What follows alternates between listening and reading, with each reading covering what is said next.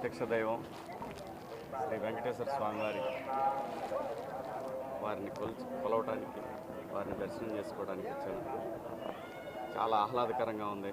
ప్రసాదాలు అన్నీ చాలా చాలా చాలా అద్భుతం. స్వామివారి ప్రసాదం దొరకడం మహాభాగ్యం.